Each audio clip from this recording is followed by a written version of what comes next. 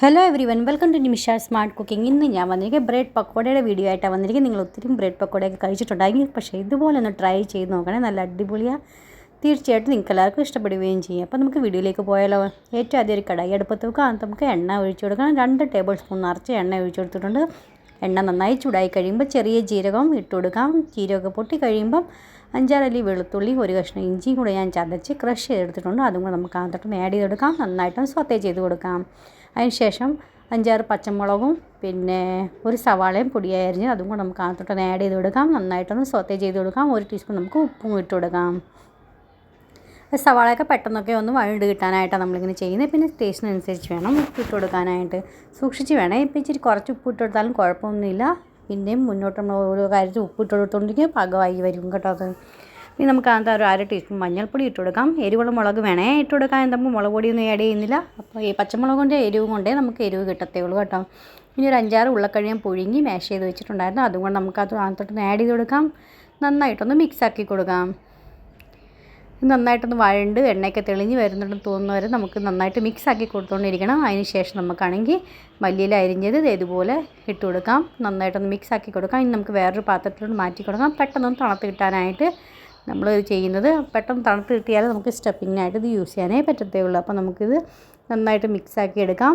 നന്നായിട്ട് മിക്സായി വരുമ്പോൾ നമുക്ക് വേറെ പ്ലേറ്റിലോട്ട് നമുക്ക് മാറ്റി കൊടുക്കും. പെട്ടെന്ന് തണുത്ത് കിട്ടാനായിട്ടാണ് നമ്മളങ്ങനെ ചെയ്യുന്നത്. അപ്പോൾ ഇത് ഞാൻ ഇതുപോലെ മാറ്റി വെച്ചിട്ടുണ്ട്. നമുക്കാണെങ്കിൽ ഒരു ബൗളിലോട്ട് 250 ml കപ്പിന് 1 കപ്പ് ഞാനാണെങ്കിൽ കടലമാവ് എടുത്തിട്ടുണ്ട്. അത് നമുക്ക് നന്നായിട്ട് ഇതുപോലെ എപ്പോഴും ഇടഞ്ഞെടുക്കണേ. നമ്മൾ ഏത് സാധനം കടലപ്പൊടിയും കൊണ്ട് നമ്മൾ ഉണ്ടാക്കുവാണെങ്കിൽ ഇടഞ്ഞെടുക്കണം. കട്ടകളൊന്നും ഇല്ലാതിരിക്കാനാണ് നമ്മളിങ്ങനെ ചെയ്യുന്നത്. പിന്നെ അത് ഏറെ കയറുമ്പോൾ പിന്നെ ഒന്നും കൂടെ സാധനങ്ങൾ ടേസ്റ്റ് കൂടത്തേ ഉള്ളൂ കേട്ടോ. അപ്പോൾ ഒന്നും കൂടെ ലൈറ്റായി സോഫ്റ്റായിട്ട് വരാനായിട്ടാണ് നമ്മളിങ്ങനെ ചെയ്യുന്നത്. അപ്പോൾ അതേ ഇടഞ്ഞ് എടുത്തിട്ടുണ്ട്. നമുക്ക് അതിനകത്ത് 1 ടീസ്പൂൺ അയമോദം ഇടുക. കടലമാവിൻ്റെ ഏത് സാധനം നമ്മൾ ഉണ്ടാക്കിയാലും അതിനകത്ത് അയമോദം ഇട്ട് കൊടുക്കണം. അല്ലെങ്കിൽ ഇത് ഭയങ്കര ഹെവി അല്ലേ, അപ്പോൾ ഡൈജസ്റ്റ് ഇച്ചിരി പാടാണ്. അതുപോലെ നമ്മളിങ്ങോട്ട് ചെയ്ത് കൊടുക്കുന്നത്. പിന്നെ 1/4 ടീസ്പൂൺ മഞ്ഞൾപ്പൊടിയും 1/4 ടീസ്പൂൺ മുളക് പൊടിയും പിന്നെ ഒരു 1/4 ടീസ്പൂൺ നമുക്ക് ഉപ്പും ഇട്ട് കൊടുക്കാം. നന്നായിട്ട് ആദ്യം ഒന്ന് മിക്സാക്കി കൊടുക്കാം. പിന്നെ ആദ്യം കുറച്ച് വെള്ളം ഒഴിച്ചൊന്നും ബാറ്റർ നന്നായിട്ടൊന്ന് മിക്സാക്കി കൊടുക്കണം. ഒത്തിരി വെള്ളം ഒഴിച്ചൊന്നും ബാറ്റർ മിക്സാക്കൽ കട്ട വീഴാൻ ചാൻസ് കൂടുതലാണ്. പിന്നെ വെള്ളത്തിൻ്റെ ക്വാണ്ടിറ്റിയും കൂടിക്കഴിഞ്ഞാൽ നമുക്ക് പിന്നെ കടലമാവ് പിന്നെ ഇടേണ്ടി വരും കേട്ടോ. അതുകൊണ്ട് സൂക്ഷിച്ച് വേണേ ചെയ്യാനായിട്ട്. അപ്പോൾ അത് ഇതുപോലെ കട്ടകളൊക്കെ കണ്ടില്ല, നല്ല സ്മൂത്തായിട്ട് റെഡി ആയിട്ടുണ്ട്. ഇനി നമുക്ക് കുറച്ചും കൂടെ വെള്ളം ഒഴിച്ചൊന്ന് നമുക്കൊന്ന് ഇച്ചിരി ലൂസാക്കി എടുക്കാം. നേരം കൊണ്ട് നമുക്കാണെങ്കിൽ എണ്ണ ചൂടാനായിട്ടേക്ക് വെക്കണം കേട്ടോ. എണ്ണ നന്നായി ചൂടായതിന് ശേഷം നമുക്കത് ഫ്രൈ ചെയ്തെടുക്കാവുള്ളൂ. അപ്പോൾ അതേ നന്നായിട്ട് ഇത് മിക്സാക്കി എടുത്തിട്ടുണ്ട്. ഇനി നമുക്ക് സൈഡിലോട്ടൊരു മാറ്റി വെക്കാം. അതുവരത്തേക്ക് ഞാൻ 2 ബ്രെഡ് സ്ലൈസ് അതുപോലെ എടുത്തിട്ടുണ്ട്. അത് നമുക്കാണെങ്കിൽ മല്ലിയിലയും പുതിനയിലയും ചട്നിയാണ് ഞാൻ ആഡ് ചെയ്ത് കൊടുക്കുന്നത്. ഇതിൻ്റെ വീഡിയോ നേരത്തെ അപ്ലോഡ് ചെയ്തിട്ടുണ്ട് കേട്ടോ. അതിൻ്റെ ലിങ്ക് ഞാൻ താഴെ ഇട്ടേക്കാം. നിങ്ങൾ തീർച്ചയായിട്ടും ഒന്ന് കണ്ടു നോക്കണേ. അപ്പോൾ അതേ ഒരു സൈഡിൽ അത് നമ്മൾ പുരട്ടി കൊടുത്തിട്ടുണ്ട്. അടുത്ത സൈഡിൽ നമുക്കാണെങ്കിൽ ഷെസ്വാൻ ചട്നിയാണ് നമ്മൾ ആഡ് ചെയ്ത് കൊടുക്കണേ.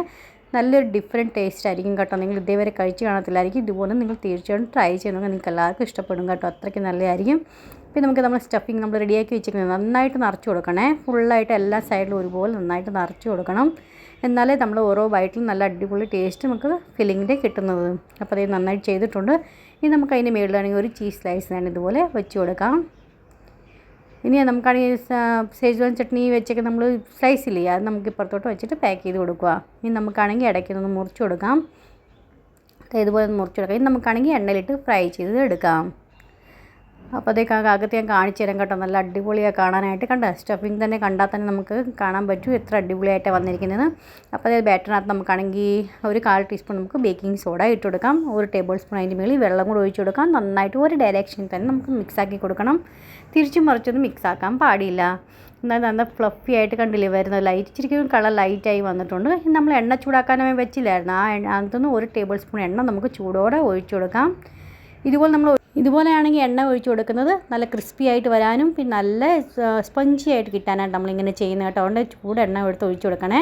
കൈ കൊണ്ടൊന്നും മിക്സാക്കാൻ പാടില്ല. എണ്ണ ചൂടായിരിക്കും, അതുകൊണ്ട് കൈ പൊള്ളാൻ ചാൻസ് കൂടുതലാണ്. ഇനി നമ്മൾ ബ്രെഡ് റെഡിയാക്കി വെച്ചില്ലേ, അതിനകത്തോട്ട് ഡിപ്പ് ചെയ്യുക. ചൂട് എണ്ണയിലിട്ട് നമുക്ക് വറുത്തോരി എടുക്കാം. ഒത്തിരി അങ്ങ് ബ്രൗണിഷ് കളർ ആക്കണ്ട. ഒരു ഗോൾഡൻ കളർ ആകുമ്പോൾ നമുക്ക് തിരിച്ചിട്ട് കൊടുക്കണം. തിരിച്ച് മറിച്ചിട്ട് നന്നായിട്ടൊന്ന് ഫ്രൈ ചെയ്തെടുക്കാം. പെട്ടെന്ന് തന്നെ ആയി കിട്ടും കേട്ടോ. അപ്പോൾ ഇതുപോലെ നിങ്ങൾ ട്രൈ ചെയ്ത് നോക്കണം. ഗ്രീൻ ചട്നിയോ അല്ലെങ്കിൽ പിന്നെ ആണെങ്കിൽ ടൊമാറ്റോ കെച്ചപ്പോ എന്തെങ്കിലും കൂടെ ആണെങ്കിൽ സെർവ് ചെയ്യാൻ പറ്റിയത് ഞങ്ങൾ മുറിച്ച് നിങ്ങളെ കാണിച്ചു തരാം കേട്ടോ. എങ്ങനെ നിങ്ങൾക്ക് കാണാൻ ഉള്ളിൽ എങ്ങനെയാണ് ഉള്ളതെന്ന്. ഫ്രണ്ട്സ്, നിങ്ങൾക്ക് എൻ്റെ റെസിപ്പീസൊക്കെ എങ്ങനെ ഇഷ്ടപ്പെടുന്നുണ്ടോ ഇല്ലയെന്ന് അറിയിക്കുക. ഇഷ്ടപ്പെടുന്നുണ്ടോ ഈ ഫ്രണ്ട്സിനും ഫാമിലിക്കും ഒന്ന് ഷെയർ ചെയ്ത് കൊടുക്കണേ. പിന്നെ ഇതേവരെ പുതിയ കൂട്ടുകാർ സബ്സ്ക്രൈബ് ചെയ്യാത്തവരോട് സബ്സ്ക്രൈബ് സപ്പോർട്ട് ചെയ്യാൻ മറന്നുപോലെ.